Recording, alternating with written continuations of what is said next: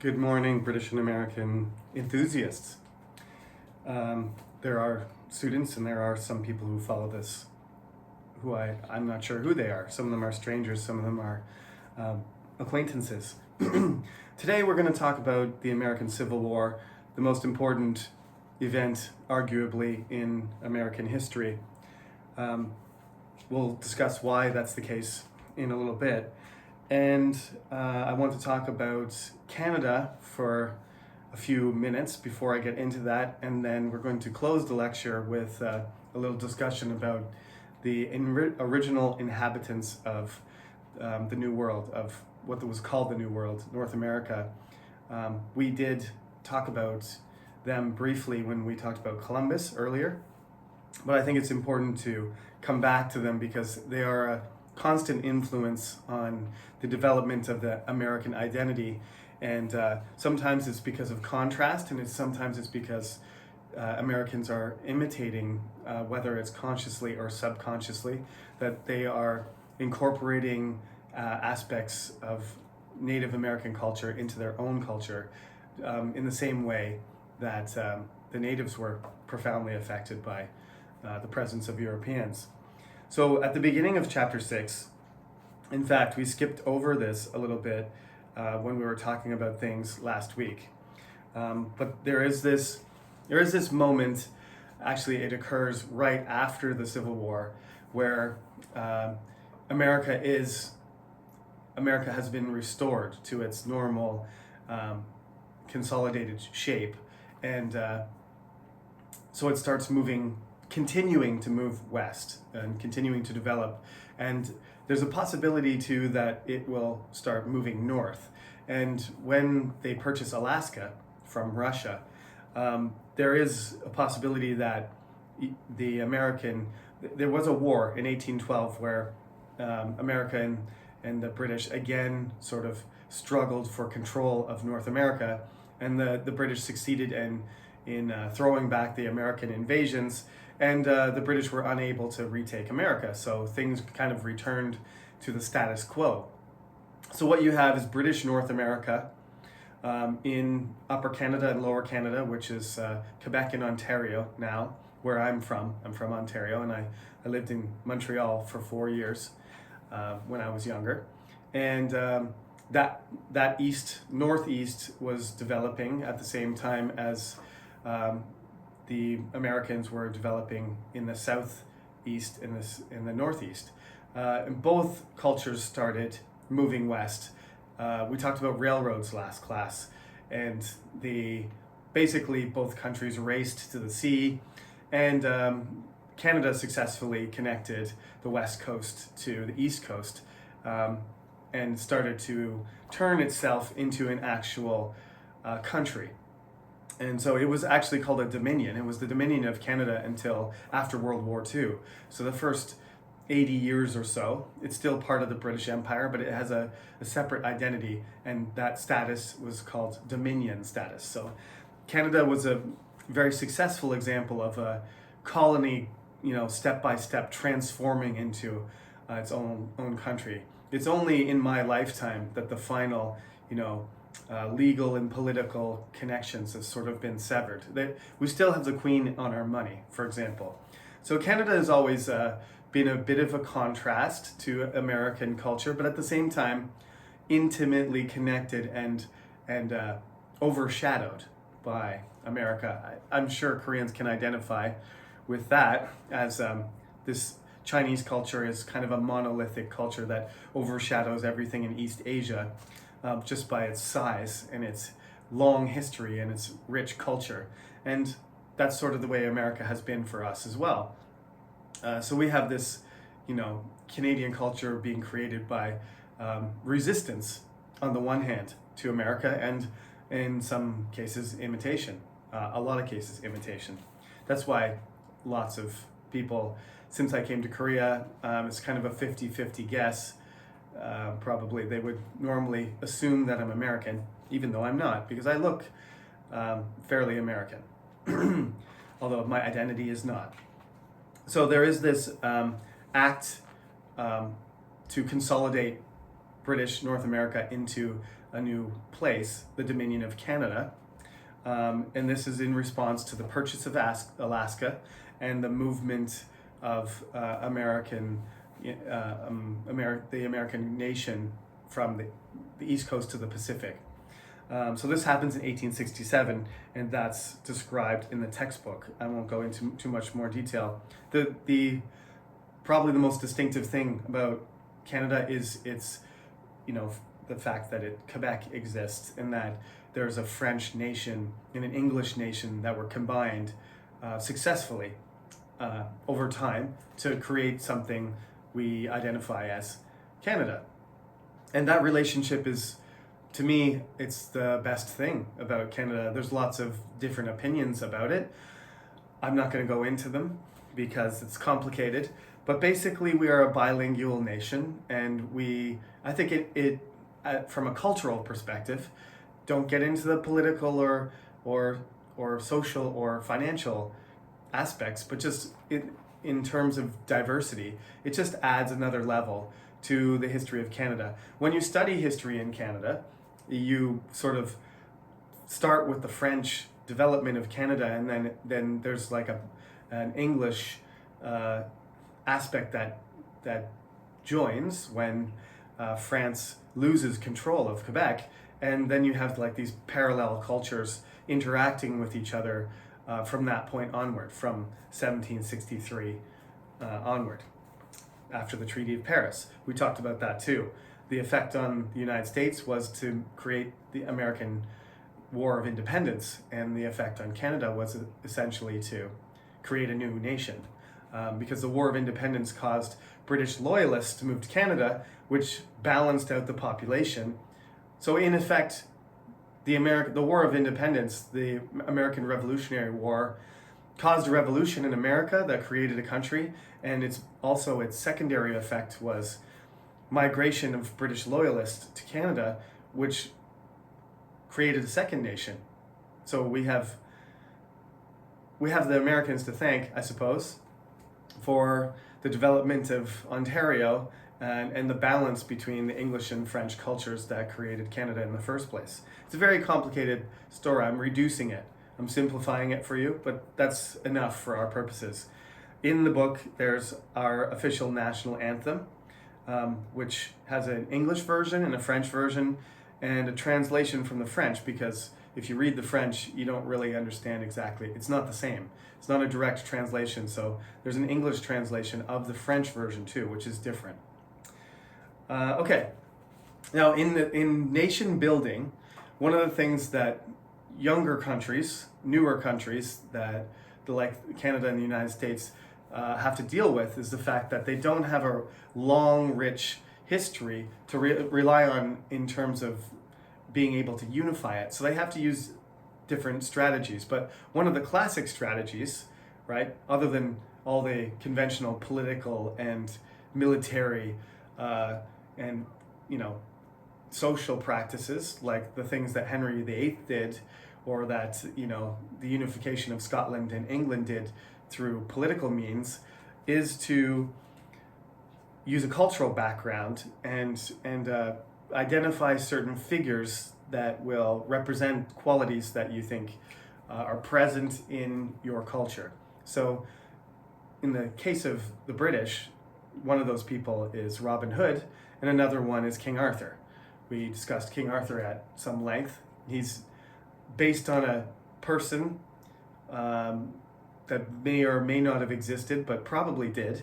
But the whole story of King Arthur went down a completely different path that obviously wasn't true. All of the Christian elements and the connections with European culture and all the other aspects of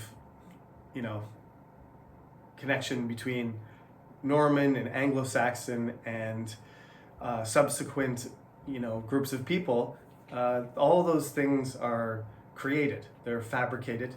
They're imaginary, and the reason that they're imaginary, obviously, first of all, it's entertaining, but ultimately the best thing about King Arthur is that he would have been a Romano-Briton person, but he connects to every king of whatever background, part German, part French, part Spanish, part Portuguese, because there is a lot of, intermarriage between royal families in European society. So these kings and queens are not Anglo-Saxons. Queen Elizabeth is probably more German than anything else, and but she represents Britain. She's the primary symbol, and that has more to do with her connection with figures like King Arthur than it does to do with her actual blood type or her, connections with political institutions anymore either, because she's primarily a symbolic element of the British Parliament, the British government rather. She's not part of the Parliament. That's a mistake. So in America, they have to create their own stories too for everybody to listen to. Of course, there's all kinds of folk tales and stories in Korea. Some of my favorite ones involve animals. They have tigers and people and scholars and travelers and mothers and babies all involved in these stories that are connected, that connect all of Korean. If you lived near a mountain or a forest and there was a danger of a tiger attack, then you had some sort of connection on a basic level. And so these connections get made. Dangun is one of the oldest stories, and it's a creation myth. It's an origin myth, rather, not a creation myth. It's an explanation of where all Korean people came from. And there's the bear in the cave that eats garlic for 100 days, if I'm getting the story correctly. These things don't exist in a culture that's only 300 or 400 years old, at the most. And arguably, if you want to really say that American identity was still forming in the Revolutionary era, then you're going to say that American culture is probably more like 200 years old, because it wasn't even fully formed until the first generation of people were in power that were actually born in America. Because George Washington, remember, was not born in America. There's the first 5 presidents, if I'm not mistaken, were born before the Revolutionary War. So you didn't get an American-born president until the 1820s, because that generation the Revolutionary generation had to die off, and then the first generation of people raised in a republic as an American citizen took control of the country. And that's really, I think, if you're going to talk about culture, where American culture gets going. So it's in the 19th century that all of these stories start being told. So the 2 examples we got here are Paul Bunyan and Davy Crockett. Now, the main difference between these 2 people is Paul Bunyan is a story. He's not a real person, he's a character. And Davy Crockett was. He was a hero, and he was a politician, an outdoorsman, a hunter. I loved him when I was young. I had no idea about his military accomplishments and why he was so famous, because in the Disney movies, I believe Disney made the movies that I watched, he was basically this guy with a raccoon hat and deerskin clothes and a gun who, ran up and down hills in the forest fighting bad people, kind of like a Robin Hood type character, and wrestling bears and climbing trees. That's what Davy Crockett was to me. He was a sort of frontier figure. They probably changed his character a lot in order to show it to children, because in reality, Davy Crockett was a very important person, and he fought in a battle against the Mexicans, which we refer to as the Alamo. It was a sort of last stand situation where all of the American soldiers outnumbered by 5 or 6 to 1. There were hundreds of Mexican soldiers, and they were trying to hold a position in Texas called the Alamo. And they held out for over a week, and then they were overrun by the Mexicans and executed after they were capped. The remaining soldiers who surrendered were killed. And it was became infamous, and so it became a rallying cry across America to support war against Mexico. So the phrase is very simple: remember the Alamo. And that's on page 192. So you can read about his story. He was there at the Battle of the Alamo, and he died defending it. The result of Davy Crockett's sacrifice and the conflict was that Texas became independent and then was absorbed by the United States when the United States won the Mexican-American War. So we're not going to get into that too much, but we've talked about the Louisiana Purchase, which added a huge amount of territory. Then there was the war with Mexico, and that adds another big chunk. And then at the end of class today, we're going to talk about how they started confiscating the remaining parts of native territory, the Oregon Territory, and everything else in the middle of the United States, right across to California, which California was a Mexican territory too. That's why these places are called San Diego or Los Angeles, City of Angels. Those are Spanish names because they were founded originally by Spanish people and then became briefly part of the Mexican Republic. Finally, they added Alaska and expanded all the way across the United States to its current, size and shape. Now, looking backwards to all these events and all of these, efforts by, mostly Anglo-Europeans, but various other groups too, but Europeans for the most part, and eventually freed African Americans and other members of society, but primarily, the Anglo Europeans, the ones that came from Britain originally. They started to create these stories about mythical figures that represented what they had accomplished. So Paul Bunyan was one of these stories. It's one of my favorite American stories too, along with Rip Van Winkle, but we don't have time to talk about everything. So Paul Bunyan was born on the East Coast, and he immediately was an abnormal child. He was a giant baby, and he kept growing until he was as tall as a building. This was a problem for the people in the town because he kept stomping around and accidentally, breaking things. The book I read when I was young had him, he was too big and too much trouble in the house, so they had him, in a cradle, and he was rocking the cradle. They put him floating in the harbor, and he rocked the cradle so much that he created like a tidal wave and smashed all kinds of buildings. So he just accidentally caused trouble all the time.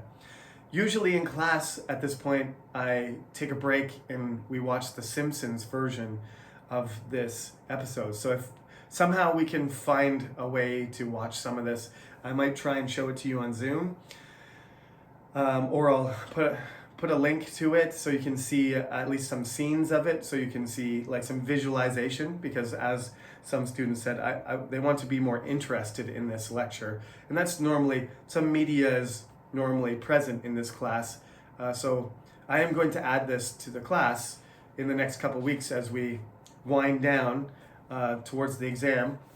Just to remind you of stuff, I'm just going to make a list of some of the things that I would normally show you in class on a big screen, which I haven't this semester. So maybe this will pique the interest of some of the people that are not, would like a supplementary, some supplementary information and some visualization in addition to the textbook and my video lectures. So Paul Bunyan got bigger and bigger, and he had to leave town essentially because nobody wanted him around. So he had to find something he was able to do without injuring other people, basically. He does find something that he's really good at. He chops down trees like nobody else. He can cut down gigantic trees in one swing, and he can cut down multiple trees at once. So he's the best lumberjack that has ever existed. He cuts down trees faster than a logging machine. So he becomes really popular, and he becomes part of a team. And the biggest concern for him often is how much food he needs to eat. So they have to make giant pancakes the size of ice rinks they have these giant frying pans just to feed the guy. But he's worth it because he can cut down more trees than anybody else.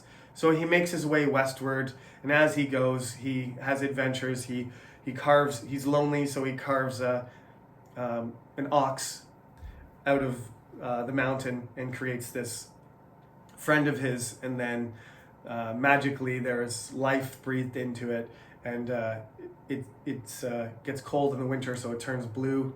So the ox's name is Blue.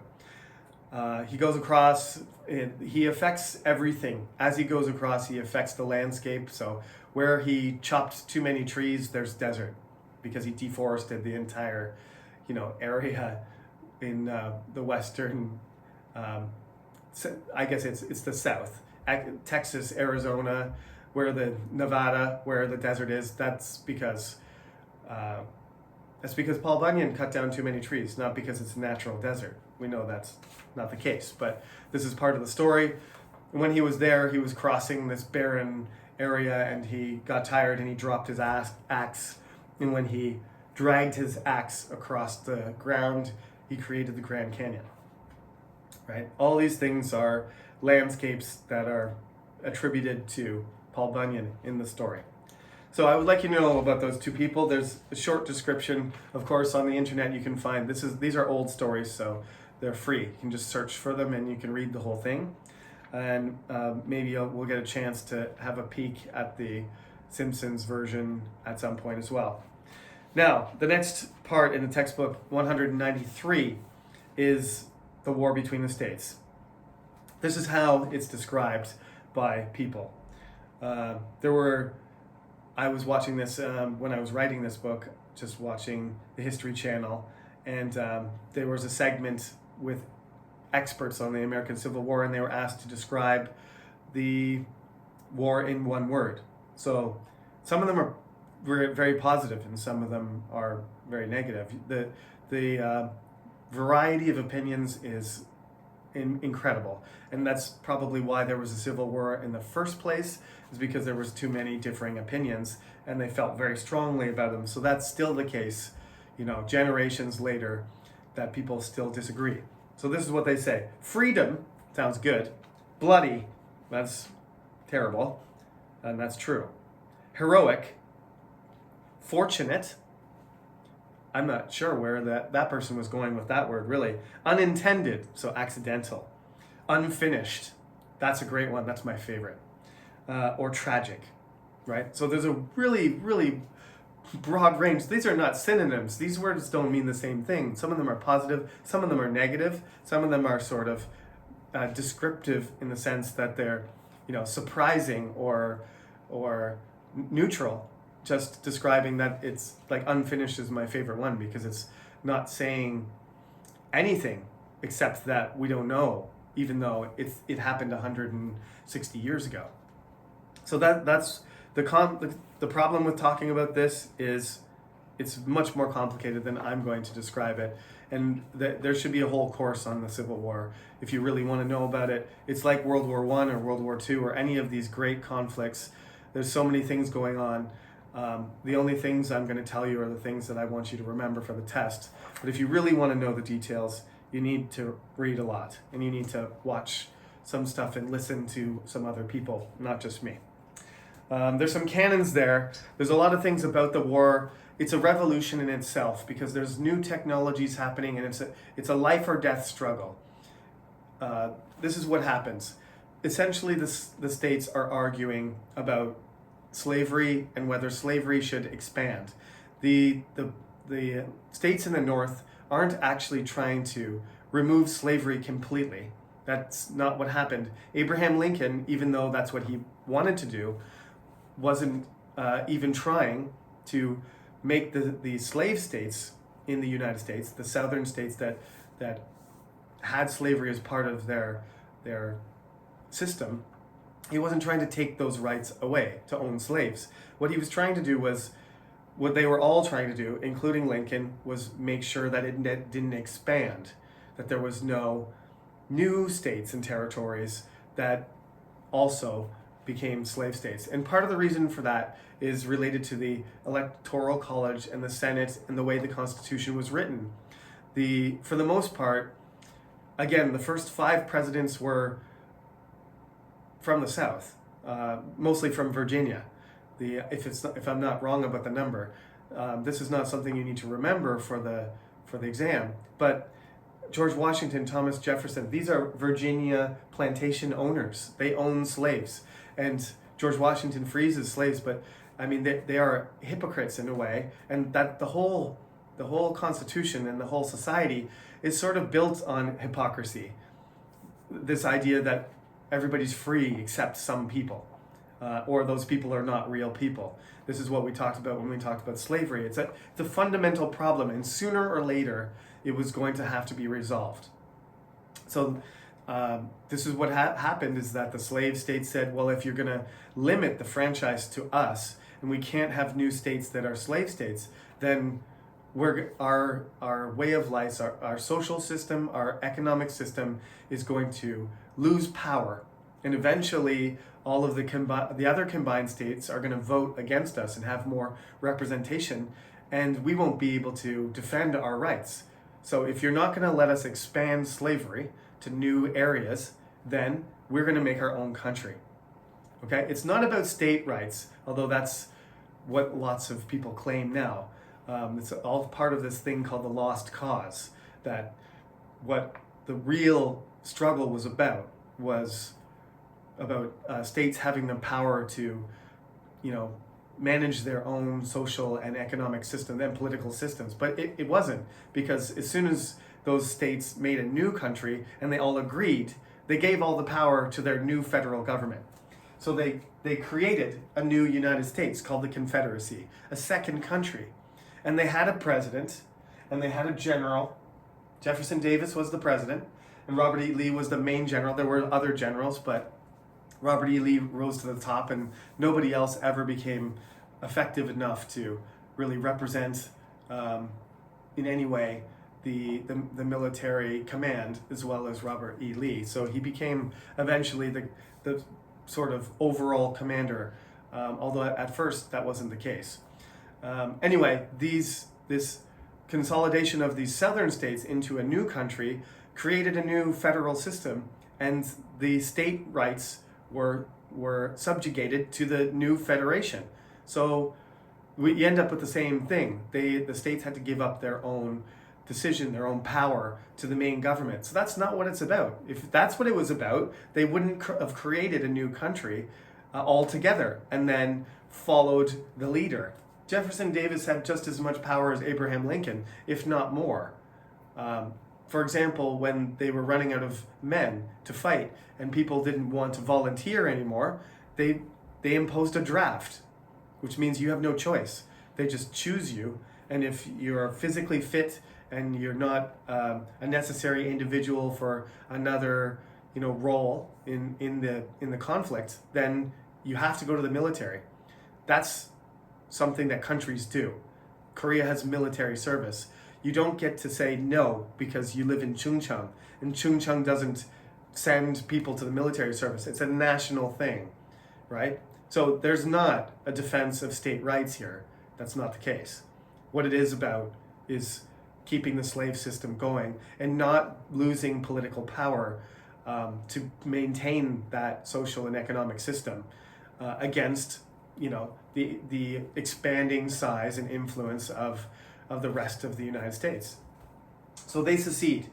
This is the political leader, this is the military leader, and on the other hand, the people that are saying, no, it's illegal, you can't leave, we're not going to let you go, you belong in the Union, we're going to keep it together by force if we have to, is Abraham Lincoln and Ulysses S. Grant. Now there are other, Ulysses S. Grant also is not the supreme commander until the end of the war, and he wins the war. And these two men are the ones that we're just going to focus on because they're the ones who sign, Robert E. Lee signs the surrender. And when he signs the surrender, 4 days exactly to the day that the first cannonballs were fired on Fort Sumter, when they sign that document, the war is over. The process takes 10 years basically to resolve, but as soon as Robert E. Lee surrenders and his army is dissolved, the effective fighting spirit of the South is gone. So this is It's the bloodiest. Bloody is also a very good description, as this person said in the book. It's the bloodiest conflict in United States history. All of the wars combined, all the deaths combined, right up until Vietnam in 1970, still don't outnumber the people that died fighting in the American Civil War. So the sacrifice, the effect on the economy, the effect on the society, the bad blood, the social consequences of this were enormous.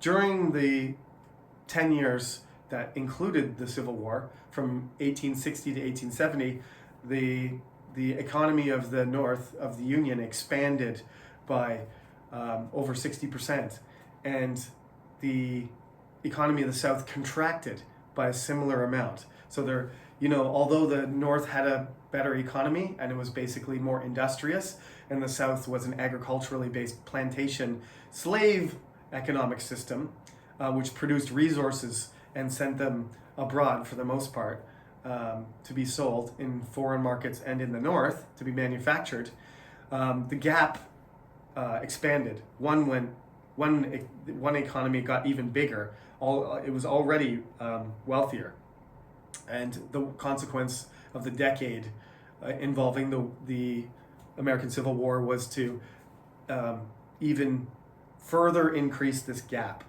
between the wealth of the South and the wealth of the North. So there's a lot of consequences to this. The period afterwards is called Reconstruction, but it's also called the Gilded Age because there are people that become incredibly wealthy during this period. One of those people is John D. Rockefeller. Another is Andrew Carnegie.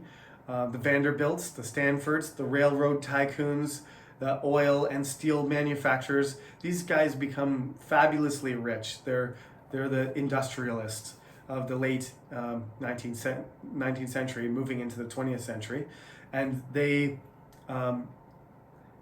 that section of society who benefits from the wealth, the capitalization, the expansion of the economy, the production, the massive expansion of the American economy, that makes it look like America is in great condition. But we have the South that is completely destroyed.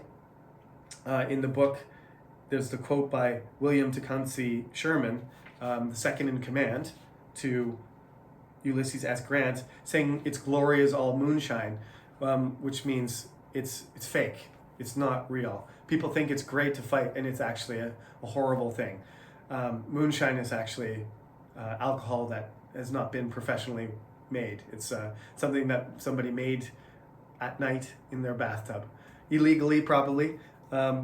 It's very, very strong, but it's not good for you. I mean, comparing it to a good whiskey is like night and day. That's basically what he's saying. Its glory is see-through. You're not gonna. It's not actually glorious at all. The reality of war is terrible. Right. So this is what happens afterwards. You have this period called the Gilded Age, where it looks like it's gold. It's covered in gold, but the gold is really thin. So as soon as you scratch it, underneath is a base metal like lead or iron. So it looks shiny and nice, but it's not real gold. It's just covered in gold in a thin coat. And that's sort of related to, we talked about Mark Twain a little bit. He's a Gilded Age writer, and meanwhile Victorian England is kind of struggling with the same thing, right? I said about the paradoxes of Victorian England. You have the super rich and the super poor, and they're living right beside each other, just like in Charlie and the Chocolate Factory, one of my favorite kids' books. I hope some of you read it. It's the Chocolate Factory and Willy Wonka are down the street from extremely poor people. This enormous, incredibly wealthy person who can do whatever he wants and invents whatever he wants, lives right next to his factory on the other side of the wall. Outside these gilded gates people are so poor that they can't get out of bed, and right? And they don't have enough to eat. They're starving. They're only eating cabbage soup, and that's all. Okay, the final frontier. So after this is resolved, after the Union wins the war, and tragically, Abraham Lincoln, one of the most influential presidents in American history, is assassinated, and you know, the war effort is sort of channeled elsewhere. You end up with lots of conflicts between the natives, and they sort of have a little bit of a break. I'm sure, in some sense, the native people who were aware of the Civil War, what was going on, were hoping that the North and the South would destroy each other, and they did to a certain extent. So there was sort of a reprieve with the conflict between Europeans and native people as they focused on each other. But periodically through the 19th century, various presidents and politicians had ignored the treaties and the promises made to native people and continued their march westward. Now, part of this is because, actually, part of the basic reason is because people need land, people need money, people need to want a chance to develop themselves, and the opportunities in the East and the South had already been taken. The people who were wealthy were controlling factories. That was not as good. The idea that you could be an independent farmer, and you could be successful and support yourself and your family and rise out of this kind of lower class of factory workers and slaves and poor people was always part of the American dream. That there's land and opportunity for everyone if you want to take it. To them, it looked like there wasn't very many people, and that it was just a national park that was waiting to be developed into farmland. Without proper protection, without the government protecting the land and honoring the treaties with the native people, there was no way that the natives could resist.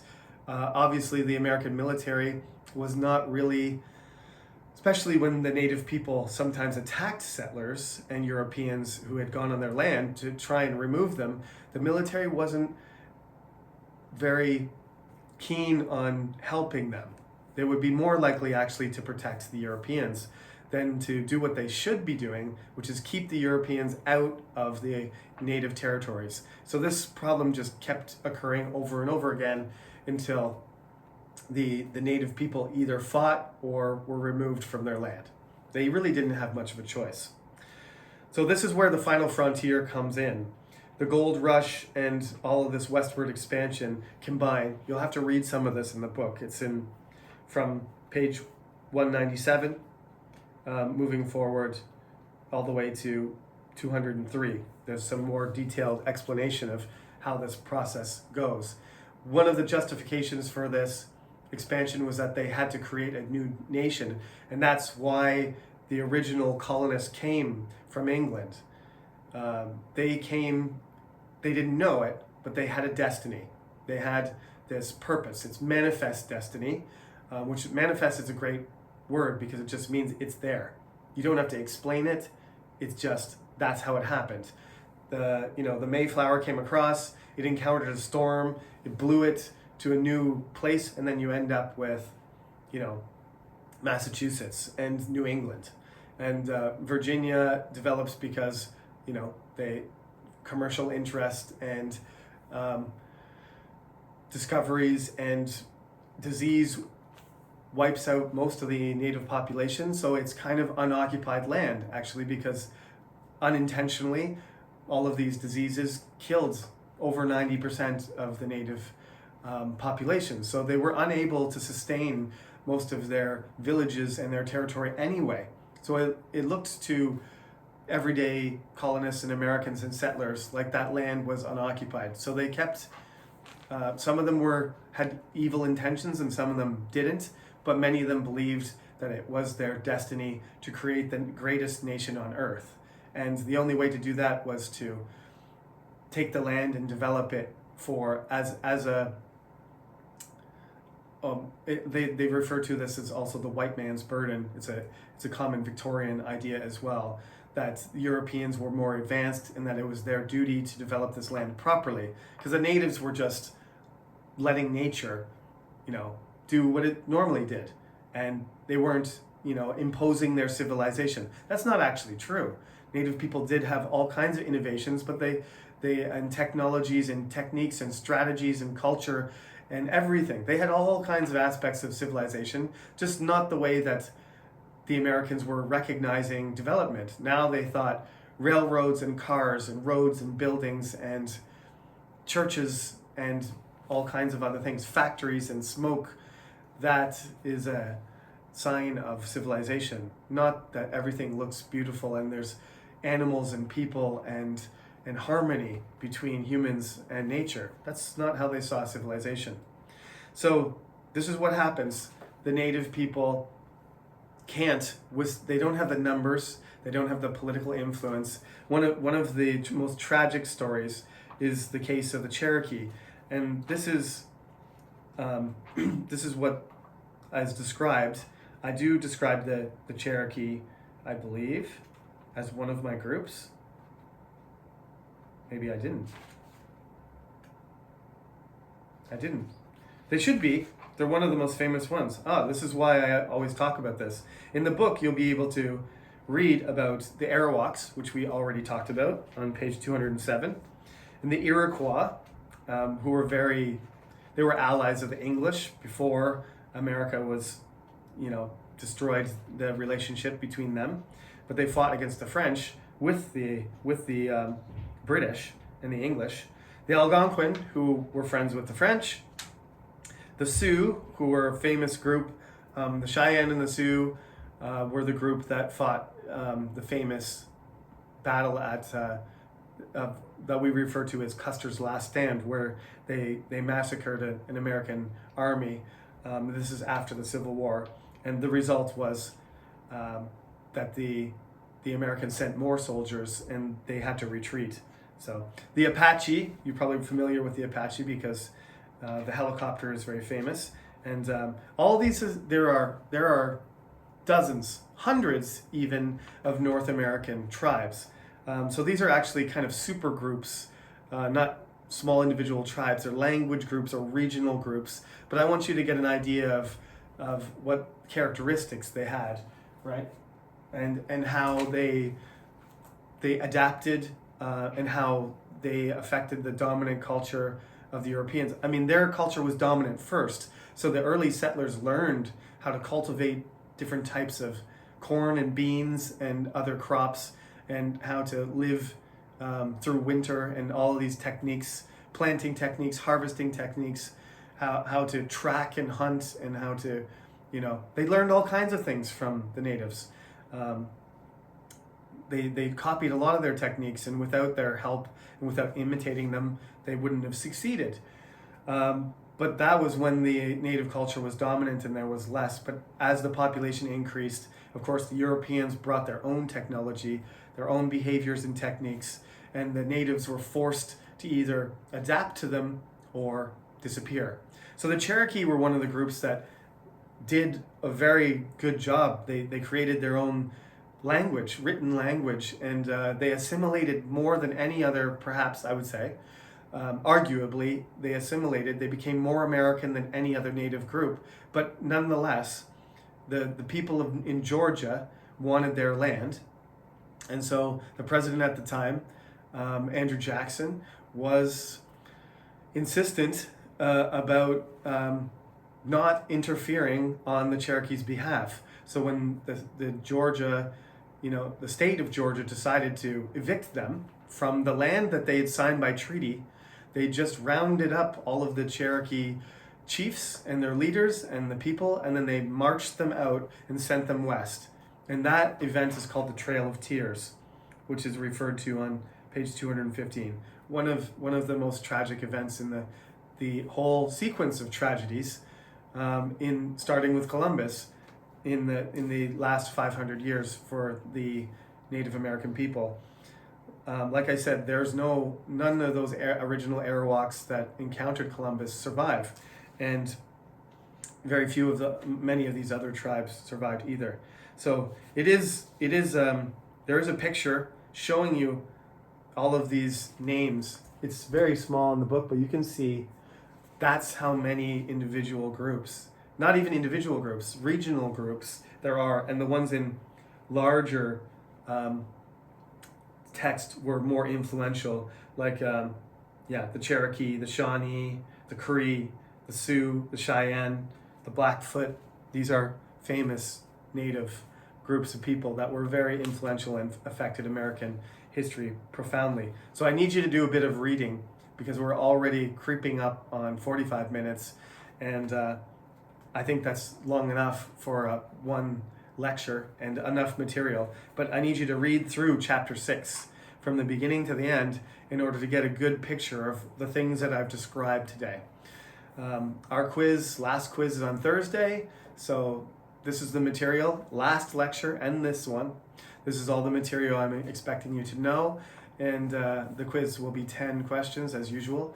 So please don't miss this last one. It's in some sense a very important one because the exam's not far away and because it's your last chance to, improve your score or save your score if you've missed any quizzes so far this semester. So good luck on the quiz, and next week we do have Zoom. I'll be doing video lectures as well as Zoom because Zoom is meant to really provide an opportunity for interaction, not for me to lecture to you and just listen. So there will be an opportunity for us to discuss information, things that were missed, things that are not clear, questions you have about the textbook or the exam. And of course, please work on your assignment. You're supposed to talk about an American contradiction as well. Okay? Thank you everyone for listening and have a great day.